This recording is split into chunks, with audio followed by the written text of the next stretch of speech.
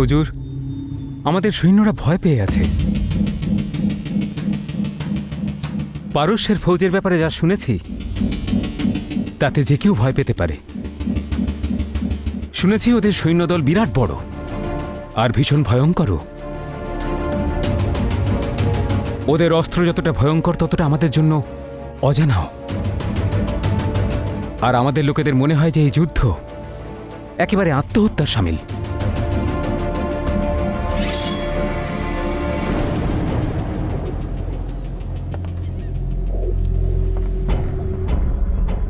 কার ওপরে বিশ্বাস নেই ওদের?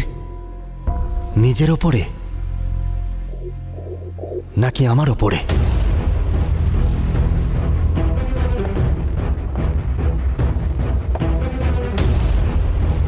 জাহাজ ঘোরাও, এখন পারস্যের আগে আমরা ট্রয়ের দিকে যাব। ট্রয়,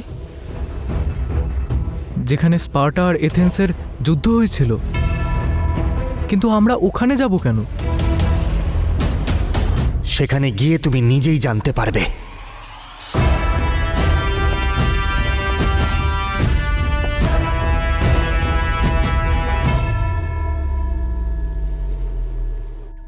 রাজকুমার পুরুষোত্তমের, রাজকুমার পুরুষোত্তমের, রাজকুমার পুরুষোত্তমের, রাজকুমার পুরুষোত্তমের, রাজকুমার পুরুষোত্তমের, রাজকুমার পুরুষোত্তমের, রাজকুমার পুরুষোত্তমের, রাজকুমার পুরুষোত্তমের।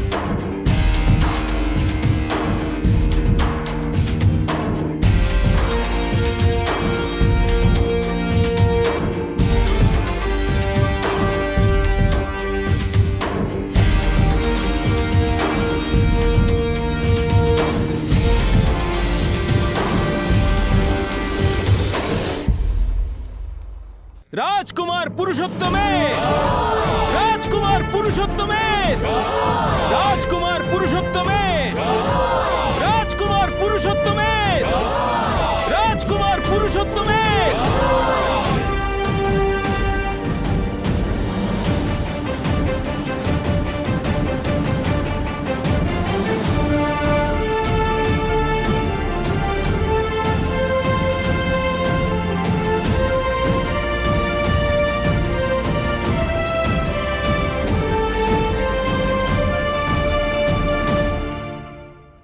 রাজকুমার পুরুষোত্তম, আজ তুমি কেবল পৌরব রাষ্ট্রের রাজকুমার আর আমার পুত্র নও, বরং ভারতের রক্ষক হয়ে সামনে দাঁড়িয়ে আছো।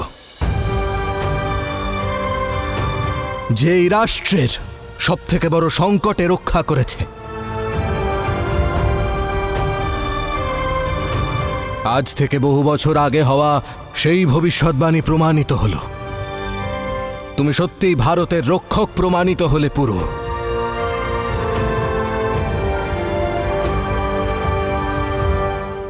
আর তাই আজ এখানে উপস্থিত সবার জয়ধ্বনি আর সম্মানের পাত্র হলে তুমি। রাজকুমার পুরুষোত্তমের, রাজকুমার পুরুষোত্তমের, রাজকুমার পুরুষোত্তমের, রাজকুমার পুরুষোত্তমের, মহারাজ বমনি, মহারাজ বমনি, মহারাজ বমনি, মহারাজ বমনি, মহারাজ বমনি, মহারাজ বমনি।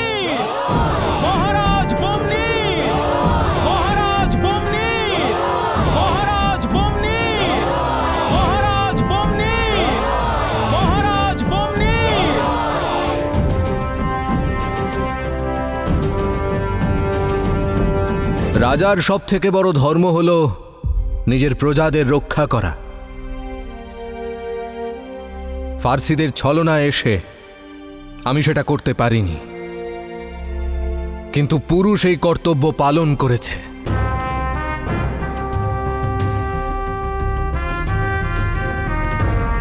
তক্ষশিলা, দস্যুলোক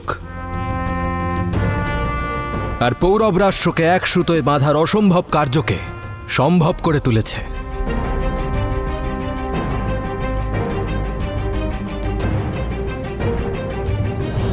নিজের ছোট স্বার্থ থেকে ওপরে উঠে আমাদের অখণ্ড ভারতের অর্থ বুঝিয়েছে।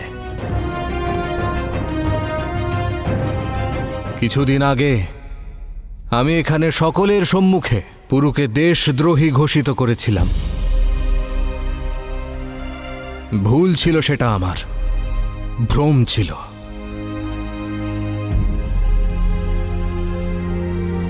পুরুর মতো মানুষ কখনো দেশদ্রোহী হতে পারে না।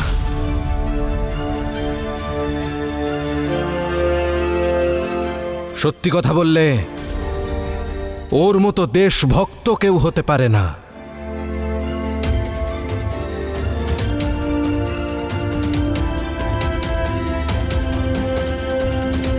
পুরুর এই চেষ্টারই ফলাফল হলো যে আজ তক্ষশিলা, দস্যুলোক আর পৌরব রাষ্ট্র একসঙ্গে রয়েছে।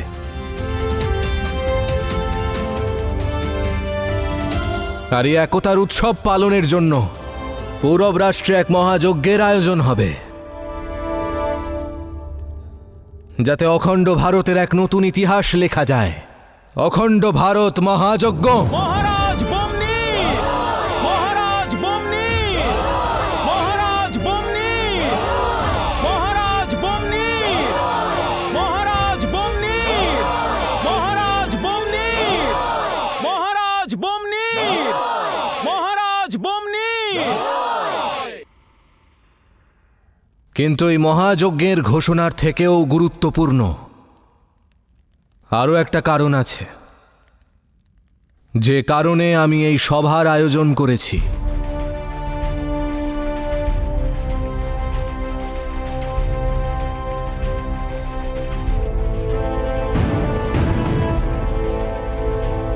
নীতি এটাই বলে, প্রত্যেকের নিজের প্রাপ্য পাওয়া উচিত। আমার মনে হয় সেই সময় এসে পড়েছে যে পরবর্তী প্রজন্মকে তার দায়িত্ব বুঝিয়ে দেওয়া হোক। আমি পৌরব রাষ্ট্রকে তার হবু রাজা উপহার দিচ্ছি, আপনাদের যুবরাজ।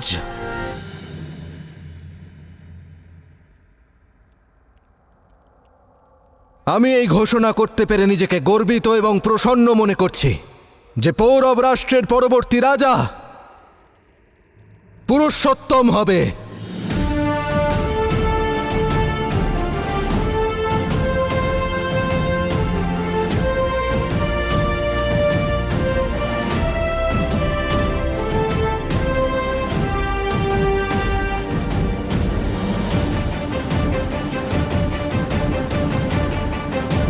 যুবরাজ পুরুষোত্তমের!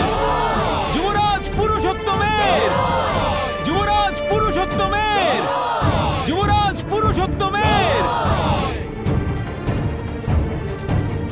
আজ থেকে ও রাজকুমার নয়, যুবরাজ পুরুষোত্তম বলে পরিচিত হবে।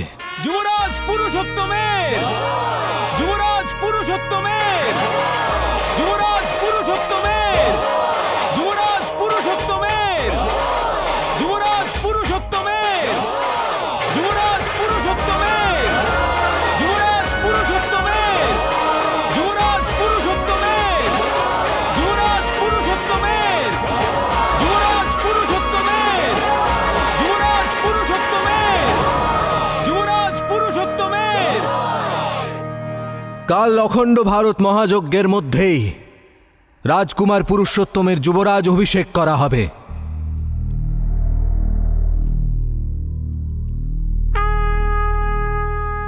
এগিয়ে যাও পুত্র।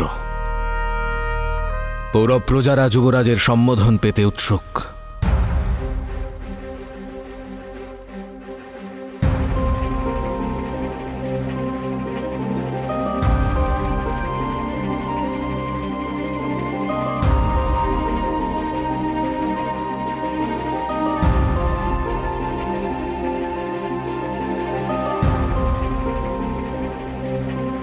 আমি আর কি বলবো, আমি কিছুই বুঝে উঠতে পারছি না যে এটা সত্যি না স্বপ্ন।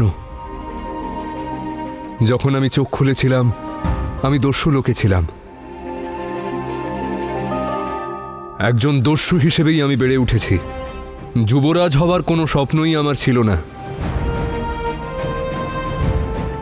আমি চেষ্টা করব যাতে আমি যুবরাজের কোনো অধিকারের অন্যায় সুযোগ না নিই,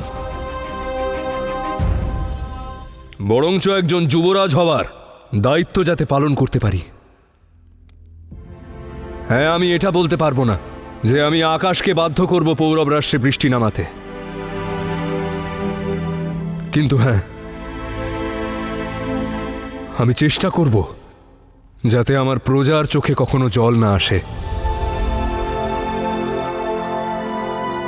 আমি এটা বলবো না যে আমি দিগ্বিজয় করে পৌরব রাষ্ট্রের সম্মান বৃদ্ধি করব, কিন্তু হ্যাঁ, আমার সমস্ত প্রজা সম্মানের সাথে মাথা তুলে নিজেদের জীবন বাঁচে সেটা আমি সুনিশ্চিত করব।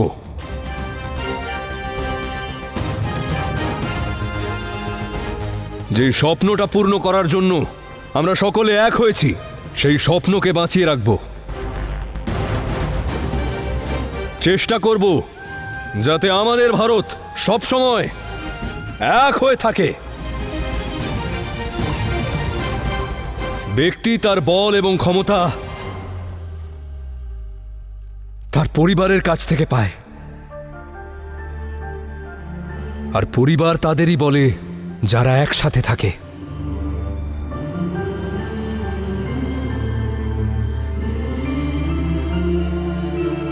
যদি প্রয়োজন পড়ে একে অপরকে সাহায্য করে, একে অপরের দুঃখ ভাগ করে নেয়।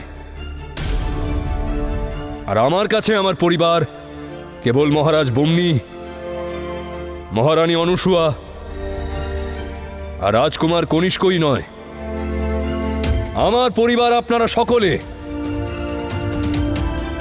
পৌরবের বাসিন্দা, তক্ষশিলার বাসিন্দা, দস্যু এবং সমগ্র ভারতবাসী, আপনারা সকলেই আমার পরিবার। ধন্য আমি যে আমি এমন একটা পরিবার পেয়েছি যারা আমায় বল, শক্তি এবং প্রেরণা দিয়েছে। আর এই পরিবার বিদেশিদের বিরুদ্ধে এক হয়ে লড়াই করেছে।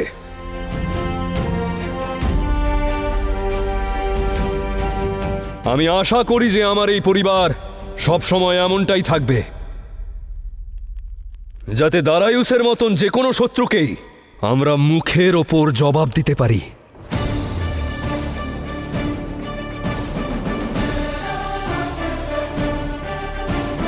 যদি আমাদের উত্থান হয় তাহলে সকলে একসাথে উঠব, আর যুদ্ধ করতে করতে যদি পড়ে যাই তাহলে একে অপরকে ওঠাবো।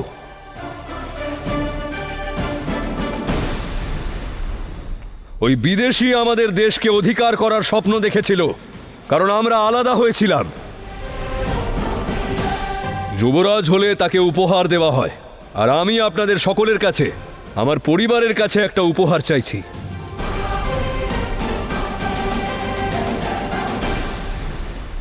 যেই একতা আজ আমাদের মধ্যে আছে তাকে আমরা কখনো খণ্ডিত হতে দেব না, যাতে দারায়ুসের মতন কোনো শত্রু আমাদের দেশের ঐক্যতাকে ভঙ্গ করার সাহস না পায়। ভারত জয়তু!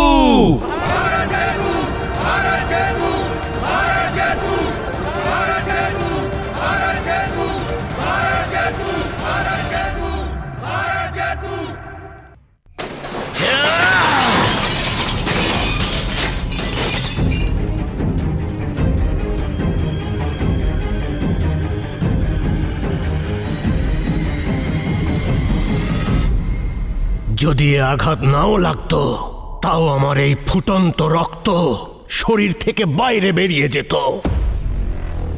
কিন্তু যেভাবে আজ আমার রক্ত বয়েছে, আমি শপথ নিচ্ছি বার্সিন, ঠিক একইভাবে ওই পোরাসের রক্ত বইবে। আমি ভারতে আবার ফিরে আসব, আর তুমি দেখে নিও ওই অখণ্ড ভারতের জয়ধ্বনি দেওয়া ভারতীয়রা নিজেদের প্রাণ ভিক্ষা চাইবে। কিন্তু একটা কথা তো মানতেই হবে, কিছু তো আছে এই দেশের আবহাওয়াতে। যেদিন তুমি এখানে এসেছিলে সেদিন তুমি এই দেশের সবকিছুকে ঘৃণা করতে। কিছু একটা হয়েছে। তুমি ওই পোরাসের জন্য নিজের বাবার সঙ্গে ছলনা করলে। ইচ্ছে তো করছে আমার বার্সেন এই মুহূর্তে তোমার এই দুটো হাত কেটে দিই, কিন্তু না, দুটো কারণ আছে। প্রথমত, আমায় যারা শিক্ষা দিয়ে যায় তাদের আমি মারি না। তুমি আমাকে শিখিয়েছ যে বাইরের লোক নয়, নিজের লোকেদের থেকেই সতর্ক থাকা উচিত। আর দ্বিতীয় কারণটা হলো, তোমার জন্য এর চেয়ে আর বেশি শাস্তি হতে পারে না বার্সেন, যে তুমি নিজের এই দুই চোখ দিয়ে পোরাসের সম্পূর্ণ বিনাশটা দেখো।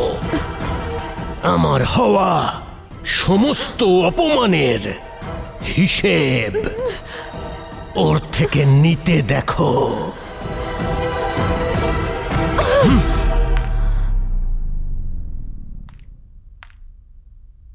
আপনার এই ক্রোধ আপনাকে অন্ধ করে দিয়েছে পিতা। আপনি সত্যিই কি এখনো পোরাসকে চিনে উঠতে পারছেন না? সময় থাকতে থাকতে নিজেকে সামলান, নয়তো সবকিছু হারাবেন। আজ পোরাস জিতেছে কারণ ভাগ্য ওর সহায় ছিল, আর তুমি ওর সঙ্গে ছিলে। আর ভাগ্যের ভরসায় কয়েকটা সৈন্যকে মেরে ফেলা যায়, যুদ্ধ জেতা যায় না। যুদ্ধ জয় করা যায় কৌশল আর শক্তির সাহায্যে।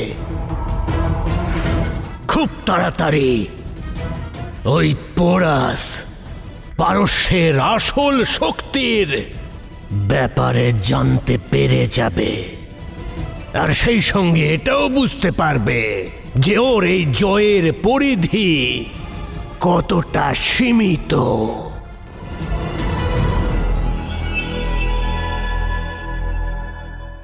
আমি শুধুমাত্র একটা জিনিসের প্রতি আগ্রহী। এ হলো মহান অ্যাকিলিসের পবিত্র বর্ম। লোকে বলে যে এই বর্ম পরবে তাকে পৃথিবীতে কখনো কেউ কোনো যুদ্ধে পরাস্ত করতে পারবে না। ক্ষমা করবেন হুজুর, আপনি এই পবিত্র বর্মকে নিজের সঙ্গে নিয়ে যেতে পারবেন না। যদি তুমি এটা ভুলে গিয়ে থাকো যে আমি কে, তাহলে এই দুঃসাহস ক্ষমার অযোগ্য পূজারী।